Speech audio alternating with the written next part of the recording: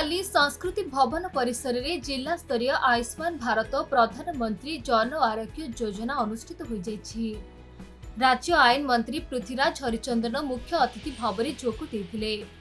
आसंता 3 मास भितरे प्रत्येक परिवार समस्त पुरुष और महिला पाखरे कार्ड पहुंचाई दियाजिबो एवं सबु वर्गर वयस्क मानकु स्वास्थ्य सेवा जोगेबा सरकार लक्ष्य रही। एही उद्घाटनी उत्सव में सांकेतिक भाव में किछि हिताधिकारी कार्ड बंटन करा जायतिला। एही कार्यक्रम में सांसद रवींद्र बेहरा, जिलापाल पी अन्वेष रेड्डी और बीजेपी दलर बहु वरिष्ठ नेता और स्वास्थ्य विभाग अधिकारी माने उपस्थित थिले। आम पई एक सुखद कथा आयुष्मान भारत प्रधानमंत्री जन आरोग्य योजना सहित गोपबंधु जन आरोग्य योजना गोटे कार्ड रे तार सुफल जमी लोक मिल से तार व्यवस्था आरंभ कराई तार आज लोकार्पण होती। आज ये योजनार शुभारंभ है।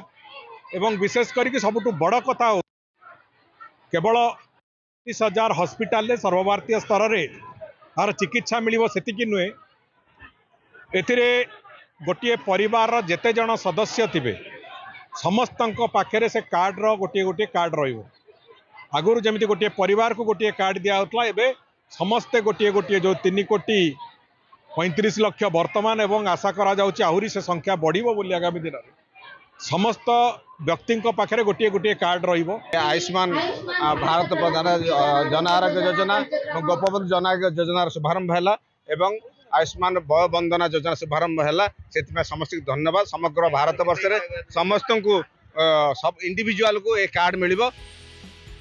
जाजपुर कृष्णचंद्र नायक रिपोर्ट खबर ओडिशा।